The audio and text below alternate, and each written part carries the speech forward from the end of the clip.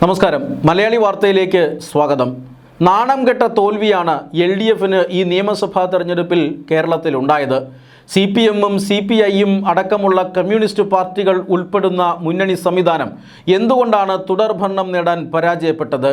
തുടർഭരണം ഏതാണ്ട് ഈ മുന്നണി നേതൃത്വം ഉറപ്പിച്ചിരുന്നതാണ്. പക്ഷേ ആ ഒരു സംവിധാനം അല്ലെങ്കിൽ തുടർഭരണം കിട്ടാതെ പോയി.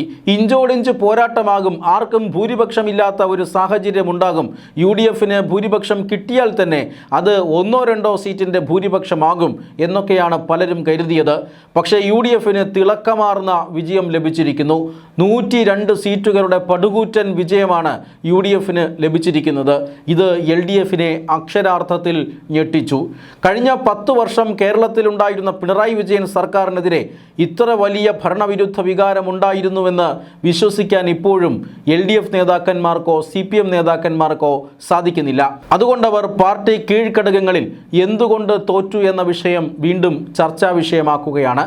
പല വേദികളിലും പിണറായി വിജയനും അതുപോലെ തന്നെ MV ഗോവിന്ദനുമെതിരെ ശക്തമായ ആരോപണം ഉയരുന്നുവെന്നാണ് സൂചന. പിണറായി വിജയൻ്റെ ഭരണം ശരിയായിരുന്നില്ലെന്നും MV ഗോവിന്ദൻ പാർട്ടിയുടെ നേതൃത്വത്തിൽ ഇരുന്നു കൊണ്ട് കാണിച്ചതെല്ലാം നാണം കെട്ട പരിപാടികളാണെന്നുമൊക്കെയാണ് സഖാക്കൾ ഇപ്പോൾ തുറന്നടിക്കുന്നത്. അതേസമയം തിരുവനന്തപുരം മുൻ മേയർ ആര്യ രാജേന്ദ്രനെതിരെയും വിമർശനമുണ്ട്. മുൻമന്ത്രി V ശിവൻകുട്ടി നേമത്ത് പരാജയപ്പെടാൻ കാരണം ആര്യ രാജേന്ദ്രനാണ് എന്ന് പോലും പറഞ്ഞു.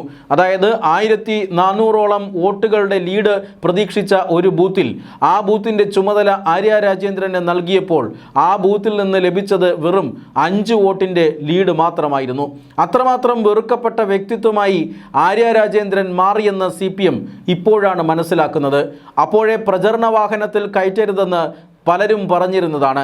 സ്ത്രീകളായ വോട്ടർമാരടക്കം ധാർഷ്ട്യത്തിൻ്റെ പ്രതിരൂപമായ ആര്യ രാജേന്ദ്രനെ ഈ പ്രചരണത്തിൽ ഒപ്പം കൂട്ടരുത് എന്ന് പറഞ്ഞിരുന്നതാണ്. പക്ഷേ മന്ത്രി V ശിവൻകുട്ടി അത് കേട്ടില്ല. പിന്നീട് മന്ത്രിസ്ഥാനവും പോയി, MLA സ്ഥാനവും പോയി, ജനങ്ങൾ ജയിപ്പിച്ചതുമില്ല. ഇപ്പോൾ ജില്ലാ സെക്രട്ടറി സ്ഥാനത്തിന് വേണ്ടി അടികൂടുന്നവരിൽ V ശിവൻകുട്ടിയുമുണ്ട് എന്നാണ് കഴിഞ്ഞ ദിവസം പുറത്തു വന്ന വാർത്ത. എന്തുകൊണ്ട് തോറ്റു എന്ന് അങ്ങനെ പാർട്ടി ഘടകങ്ങൾ വിലയിരുത്തിക്കൊണ്ടിരിക്കുമ്പോൾ നേതൃത്വം പാർട്ടി ഘടകങ്ങളോട് ചോദിക്കുന്ന ഒരു ചോദ്യമുണ്ട്.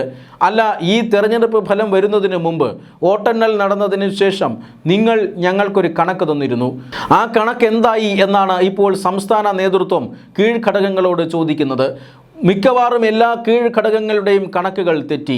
അത് ഈ നിയമസഭാ തെരഞ്ഞെടുപ്പിൽ മാത്രമല്ല, ലോക്സഭാ തെരഞ്ഞെടുപ്പിലും തദ്ദേശ തെരഞ്ഞെടുപ്പിലും അങ്ങനെ തന്നെ സംഭവിച്ചു.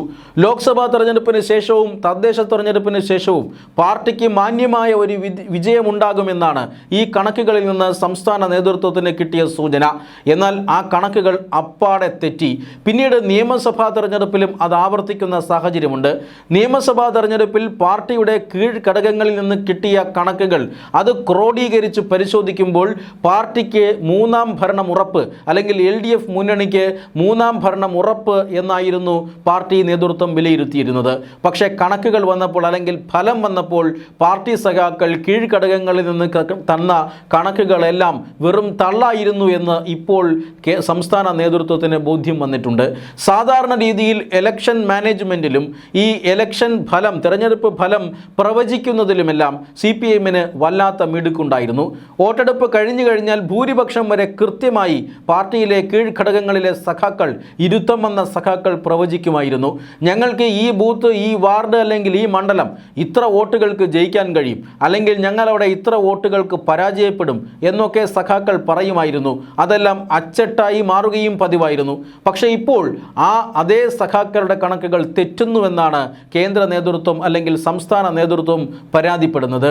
ജില്ലാ തലങ്ങളിലും അതുപോലെ തന്നെ ഏരിയ തലങ്ങളിൽ നിന്നുമൊക്കെ കിട്ടിയ കണക്കുകൾ പാടെ തെറ്റിപ്പോയി. എന്തുകൊണ്ടാണ് കള്ളക്കണക്കുകൾ നേതൃത്വത്തിലേക്ക് തരുന്നത്? പാർട്ടി സഖാക്കളെ അല്ലെങ്കിൽ നേതാക്കളായ സഖാക്കളെ സുഖിപ്പിക്കാൻ വേണ്ടി അണികൾ അല്ലെങ്കിൽ കീഴ്ഘടകങ്ങൾ ഇത്തരത്തിലുള്ള റിപ്പോർട്ടുകൾ, വ്യാജ റിപ്പോർട്ടുകൾ നൽകുന്നുണ്ടോ? കണക്കുകളിൽ വെള്ളം ചേർത്തിരുന്നോ എന്നാണ് ഇപ്പോൾ പാർട്ടി പരിശോധിക്കുന്നത്. കമ്മ്യൂണിസ്റ്റ് പാർട്ടിക്ക് സാധാരണ ഈ കണക്കുകളിൽ തെറ്റു വരാത്തതാണ്. പാർട്ടി സഖാക്കൾ വിശ്വസ്തയോടുകൂടി തരുന്ന കണക്കുകൾ സംസ്ഥാന നേതൃത്വം നെഞ്ചോട് ചേർക്കുമായിരുന്നു. ഫലം വരുമ്പോൾ ആ കണക്കുകൾ ഒത്തുപോകുമായിരുന്നു.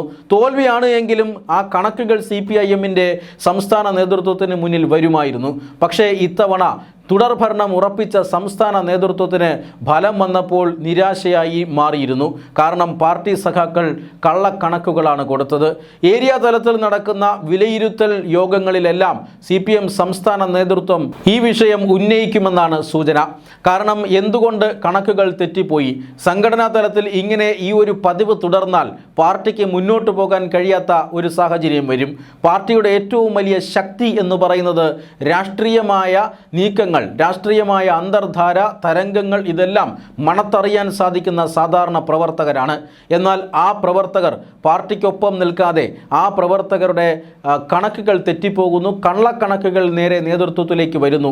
ഇതെങ്ങനെ വരുന്നുവെന്നാണ് ഇപ്പോൾ സംസ്ഥാന നേതൃത്വം ഏരിയ ഘടകങ്ങളിലേക്ക് നടക്കുന്ന യോഗങ്ങളിൽ പരിശോധിക്കുന്നത്. അതുമാത്രമല്ല, തദ്ദേശ തെരഞ്ഞെടുപ്പിൻ്റെ തോൽവിക്ക് പിന്നാലെ CPM സംസ്ഥാന നേതൃത്വം എല്ലാ വീടുകളും കയറിയിറങ്ങി എന്തുകൊണ്ട് തോറ്റുവെന്നും എന്തുകൊണ്ട് മൂന്നാം പിണറായി വിജയൻ സർക്കാർ വരണമെന്നുമുള്ള സന്ദേശം എല്ലാ വീടുകളിലും കയറി ഇറങ്ങി പറയണമെന്ന നിർദ്ദേശമുണ്ടായിരുന്നു. എന്നാൽ പല കീഴ്ഘടകങ്ങളും ആ നിർദ്ദേശം അവഗണിക്കുന്നതായി അന്ന് തന്നെ വാർത്തകളുണ്ടായിരുന്നു. സത്യത്തിൽ ഇത്തരത്തിൽ സംസ്ഥാന നേതൃത്വം നൽകിയ വീട് കയറൽ അണികൾ അനുസരിച്ചില്ല. കാരണം അവർക്ക് ന്യായീകരിക്കാൻ വളരെയധികം ബുദ്ധിമുട്ടുണ്ട്. എന്തുകൊണ്ടാണ് ഈ സർക്കാർ ഇങ്ങനെ പരാജയമായി മാറിയത് എന്ന ജനങ്ങളുടെ ചോദ്യത്തിന് കീഴ്ഘടകങ്ങളിലെ സഖാക്കൾക്ക് ഉത്തരമില്ലായിരുന്നു. ശബരിമല സ്വർണ്ണക്കൊള്ള ഉൾപ്പെടെയുള്ള വിഷയങ്ങളിൽ സഖാക്കൾ സർക്കാരിനെ ന്യായീകരിക്കാൻ, പാർട്ടിയെ ന്യായീകരിക്കാൻ വല്ലാതെ ബുദ്ധിമുട്ടി. സംസ്ഥാന നേതൃത്വമാകട്ടെ ഇവർക്ക് കൃത്യമായ ക്യാപ്സ്യൂളുകൾ നൽകിയതുമില്ല. അതുകൊണ്ട് തന്നെ കീഴ്ഘടകങ്ങൾ സംസ്ഥാന നേതൃത്വത്തിൻ്റെ വീട് കയറി ഡാമേജ് കൺട്രോൾ നടത്തണം എന്ന ഒരു നിർദ്ദേശം അത് പാടെ അവഗണിച്ചു. അതൊക്കെ ഈ നിയമസഭാ തെരഞ്ഞെടുപ്പിൽ വലിയ തോൽവിക്ക് കാരണമായി എന്ന് സംസ്ഥാന നേതൃത്വം വിലയിരുത്തുന്നു. പാർട്ടി അണികൾ ഇങ്ങനെ വീട് കയറി വിശദീകരിച്ചില്ല എന്ന് മാത്രമല്ല, വീട് കയറാതെ വിശദീകരിച്ചു എന്ന രീതിയിൽ കള്ള റിപ്പോർട്ട് മേൽഘടകങ്ങൾക്ക് നൽകുകയും ചെയ്തു എന്ന് സംസ്ഥാന നേതൃത്വം വിലയിരുത്തുന്നു. ഇതെല്ലാം CPIM-ൽ പതിവുള്ള കാര്യമല്ല, ഇതെല്ലാം പുതിയ കാര്യമാണ്. പാർട്ടിയുടെ സംഘടനാ സംവിധാനത്തിൽ വലിയ ഉലച്ചിലുകൾ സംഭവിച്ചിരിക്കുന്നുവെന്നാണ് ഇതിൽ നിന്നും വ്യക്തമാക്കുന്നത്. സാധാരണഗതിയിൽ CPM തെരഞ്ഞെടുപ്പുകളിൽ ഇതിനു മുമ്പും പരാജയപ്പെട്ടിട്ടുണ്ട്. കേരളത്തിൽ ഒരിക്കലും ഒരു തുടർ ഭരണം ഈ കഴിഞ്ഞ കാലത്തല്ലാതെ ഉണ്ടായിട്ടില്ല. 5 കൊല്ലം LDF ഭരിച്ചാൽ ഒരു തോൽവി LDFന് ഉറപ്പായിരുന്നു. പിന്നീട് UDF ആയിരിക്കും ഭരിക്കുക.